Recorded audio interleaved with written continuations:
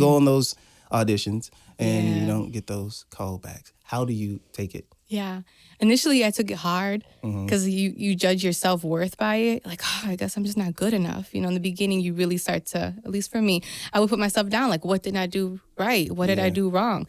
And as time went on, I've rejected over and over and over because that's really I mean, for guys, I believe with makeup, it's like maybe a powdering or something like that. But usually, for women, you guys have to kind of go through the whole palette, you know, to kind of see if this works, if that works. The whole palette. You know, if it works. Wait. Let's go. Right back.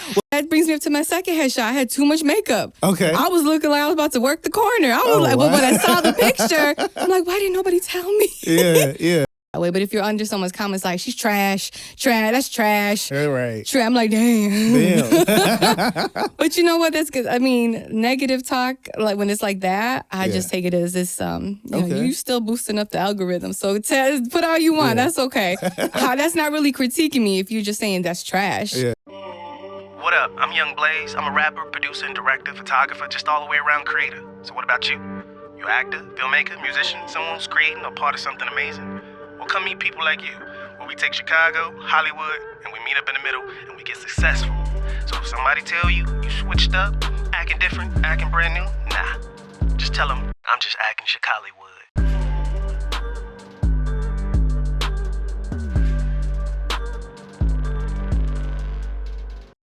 What up, people? It's your boy, YoungBlaze. You know what it is. This is Acting Chicallywood. And with that being said, I'm sitting here with...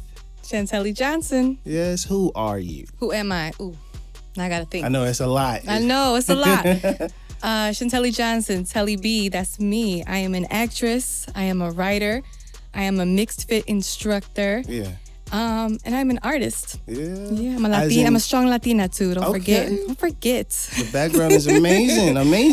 So like I asked everybody, what made you get into this? What made you first of all get into when did you realize you was just like, yo, I'm dope, I'm talented? So it was my birthday, 11/26/1985, right? I woke up, I was like, I'm dope. I came out the womb like, I'm dope. No, but really acting is like a whole nother story. But that started in 2018, kind of just... Not too far. Not too far away, but only, so what is it, 7 years of acting. Okay. I'm a registered nurse as well. I forgot to put that in my what about me? I'm a registered nurse. Nice. But I've been a nurse for 15 years. I've always wanted to act. I did some acting in theater back in high school. Nice. But, I grew up poor. And I was the oldest of 4 girls. We lived in a basement apartment. We didn't have money. And so it was like pushed on me, like, you got to be a doctor. Oh. You got to be a nurse. You got to be the first one to graduate college. Okay. So I was the first one to graduate college. But it was so embedded in my mind that I couldn't do something that didn't make you money. Right. I had to go. I went into nursing. Mm-hmm. And I felt it was like secure. It was something that I could do no matter where I was in the world, what age I was. Nursing would be a good fit.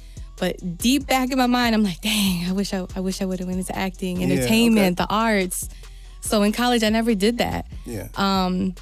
Got older, got the house, got the kid. I'm working full time. I'm watching movies, and I'm like, that should be me. I should be on that screen. And really, it comes down to one specific moment, and I talk about this moment all the time. I was watching the movie Uncle Drew. You remember Uncle Drew? Don't. Put me on. I don't either. That's how crazy. That's how crazy the story is.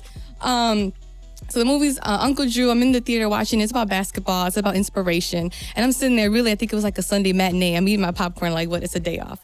And they said this one quote in the movie that kind of just like stung. Like all the bells and whistles were going off. Yeah. And the quote was, and I'm sure you probably heard it, you miss 100% of the shots you don't take. Yeah. Everybody's heard it. Everyone said it. But in that moment, in 2018, I'm sitting there and I hear it. And I said, if I don't try it, I'm never going to achieve it. Yeah. If I don't try the shot, I'm going to miss it. So I might as well try the shot.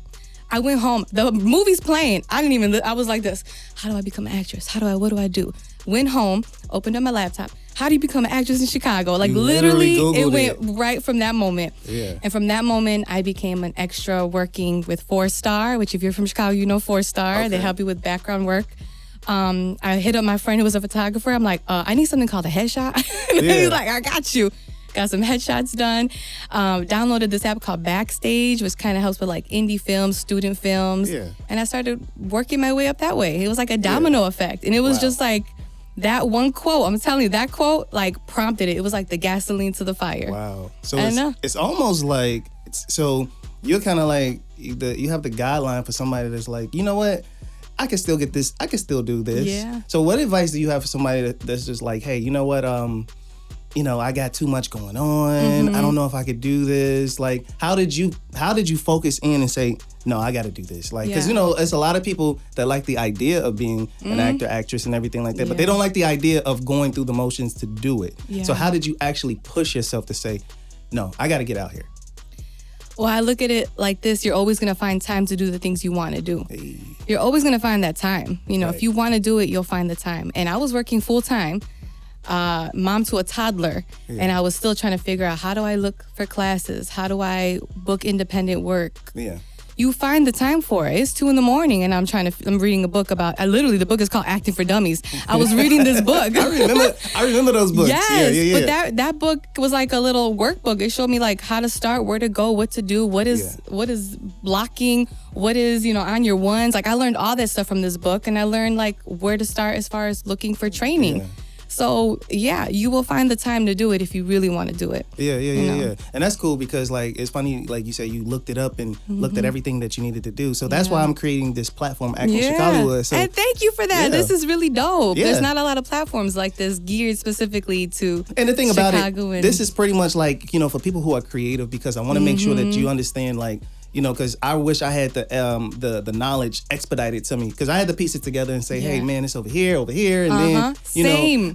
But sometimes you do need that. Sometimes you need to be in a situation where you actually physically have to, like, know exactly what you're getting yourself into. So let me ask you this. So what are some things that you've like, man, I did not expect this, even though I did all my research, because it's only so much research you could do until you actually have to say, no, this is okay. So what is something that you experienced, like, okay, that I didn't know that part about the business? I honestly, and this is me coming in like not knowing anything, that it can take years to book that role, for me at least. And it's different for everyone, and everyone's journey is different. Yeah. In this entertainment business and acting specifically, from what I'm learning, again, this is just my own opinion and what I've learned, it's not linear. And in my mind, it's like you book this role and then you advance and you get this and you do this. Yeah. And it's not like that at all. It is a complete backwards, upside down roller coaster. Yeah. And that's normal and that's okay. Like those are the ebbs and flows of the entertainment business. Yeah. I came in thinking like, as soon as I book that role, I'm gonna book the next one, Hollywood. Like, and I wasn't doing this to be famous. I was doing this because I wanted to like bring art to, bring it to life. But I just thought I would have more opportunities and bigger opportunities sooner than I did. Right. So that was more of like no, you need to train and you need to network, which is so important. You need to like get yourself out there. You need to just build yourself, and things come when they're supposed to come. Yeah. So. And plus, it's I don't know if you're like a video game person, but it sounds like an RPG. Like meaning you got to go on these quests, and then once you get quests, then you can go get your inventory up, and you can start adding little items and potions to your quest. I was about to say, like, I need cool skins for my Fortnite. I need cool skins, y'all. I need a new everything before I do the battle royale. Yeah, man. And it's that's cool, man. So what was your first role? Okay, so one of my first roles was actually with Dewan Austin Jr. Shout out to Dewan Austin Jr. That's that dude right there. Okay. And it was, he had made a posting on Backstage. Yeah. Again, I'm super new. I think I was enrolled in Second City at the time for improv. I'm still trying to build myself and learn. And I had seen a posting for something called Delivery Traffic. And I was like, oh, this is interesting. I was playing a boss. And I auditioned. It was one of my first auditions, and it was with him. And he was like, I think you're really good. You have a good natural, innate ability. He's like, keep doing your training. He's like, but I want you for this film. And that was one of the first films I had done. It was called Delivery Traffic. And I'm just so proud that he gave me one of my first roles, really with like a blank resume. Wow. And a halfway decent headshot. But then after that, he hooked me up with someone to help me out with that too. So shout out to Dewan. How was that process as far as like now you're pretty much on set and you're firsthand seeing it? How did it differ from in your mind to here you are like, wow, this is, I'm seeing a little bit of things that are a little different, or was it like, okay, this is exactly what I expected? I had an idea, but because I had done some background work as well before working with Dewan. So I was on the background of Empire and a show called Redline. So I was there to observe. Yeah. Background work was not me making money or anything. I was there to simply observe how a set was working. Yeah. So I was watching how are background workers working, how are like the main cast, PAs, like what's happening here. Yeah. When they would shout out things like everyone to the ones, I'm like, what's up ones? Like I was learning, I'm writing it down right to the ones. And so I was really gathering information before I really stepped on Dewan's set. So I had an idea, but he was also educational about it because he also knew I was very green. So he'd be like, okay, we're going to do this. Gotcha. Do you know what that means?